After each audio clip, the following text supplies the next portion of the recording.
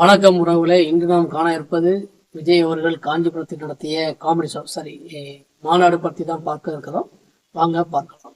அவர்கள் ஆரம்பிச்ச அந்த கட்சியை அதுக்கப்புறம் கைப்பற்றினவங்க என்னெல்லாம் பண்றாங்கன்னு நான் சொல்லிதான் உங்களுக்கு தெரியணுமா? என்னென்ன செஞ்சாங்க அப்படின்ட்டு இவரும் சொல்ல மாட்டாரு, இந்த தற்கொலைகளுக்கும் தெரியாது. ஆட்சிக்கு வந்து நல்லது செய்யற மாதிரி நடிக்கிறாங்கல்ல, நாடகம் ஆடுறாங்கல்ல, அவங்களை எப்படி நம்ம கேள்வி கேட்காம இருக்க முடியும்? கேள்வி கேட்கணும்னு தான் நாங்கள் எதிர்பார்க்குறோம். ஆனால் திமுகவை எதிர்த்து ஒரு கேள்வி கூட கேட்கலையே. ஏன்னா அவங்களுக்கு தான் கேள்வி கேட்க தெரியாது. நாங்கள் ஆட்சிக்கு வந்தால் நீட் தேர்வு ஒழிப்போம்னு சொன்னாங்க, ஒழிச்சாங்களா? அதை பற்றி நீங்கள் கேள்வி கேட்கலாம். தூத்துக்குடியில் துப்பாக்கி விட நடந்தது, அதை பற்றி நீங்கள் கேள்வி கேட்கலாம். காவல்துறையை கேள்விக்குள்ளாக்கலாம்.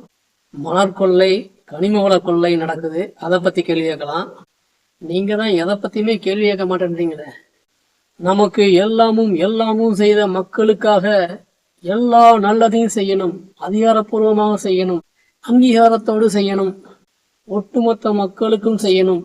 இப்படி செய்யணும்னு சொல்றீங்க. என்ன செய்ய போறீங்க, என்ன செய்யணும் அப்படிங்கிறத சொல்லவே மாட்டேன்றீங்களே. உங்களை நீங்களே தலைவர் நினைச்சுக்கிட்டு தற்கூடித்தனமா பேசுறீங்க நீங்க.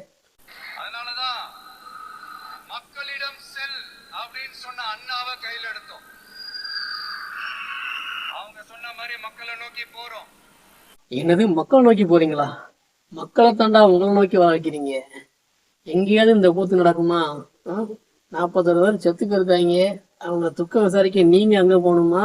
அவங்களும் உங்க இடத்துக்கு வர வச்சு துக்கம் விசாரிச்சீங்கன்னா நீங்க எவ்வளவு பெரிய தலைவராக இருந்தா இப்படி செய்ய முடியும்? உலக அரசியல் வரலாற்றுல இந்த மாதிரி ஒரு கேவலமான செயல் எங்கேயுமே நடக்கலையே. கிலோ என்ன விலை என்னன்னு கேட்கிற அளவுக்கு அப்படி ஒரு கட்சியை ஒண்ணு நடத்திக்கிட்டு அந்த கட்சியினுடைய தலைவர் தமிழ்நாட்டு முதல்வர் சொல்றாரு, நமக்கு கொள்கை இல்லையா? கொள்கையை பத்திலாம் நீங்க பேசலாமாண்ணா?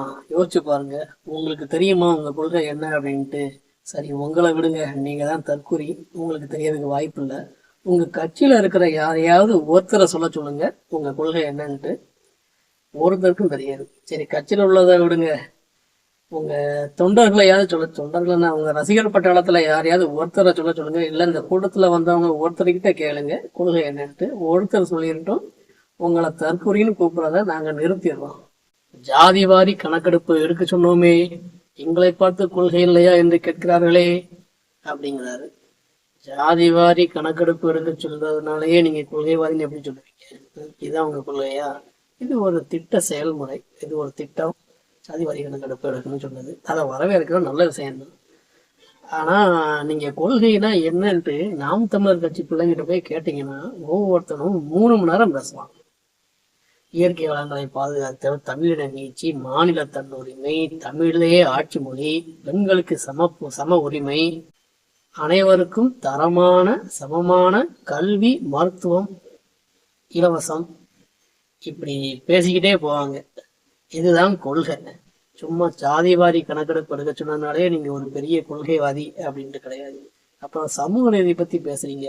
சமூக நீதியை 60 ஆண்டு காலமா நீங்க சொல்ற திமுக கட்சிக்காரங்க பேசிக்கிட்டே தான் இருக்காங்க, இப்பயும் பேசிக்கிட்டு தான் இருக்காங்க.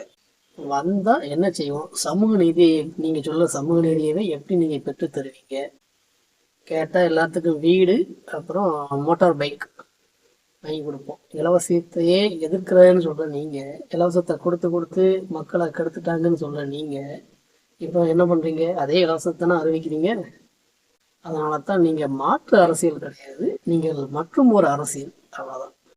அங்க என்னன்னா ஒருத்தன் கடலம்மா மாநாடு, மலைகளின் மாநாடு, மரங்களுக்கு மாநாடு, மாடுகளுக்கு மாநாடுன்னு போட்டு ஒவ்வொரு மாநாடும் போட்டு மக்களுக்கு விழிப்புணர்வை ஏற்படுத்திக்கிட்டு இருக்கான்.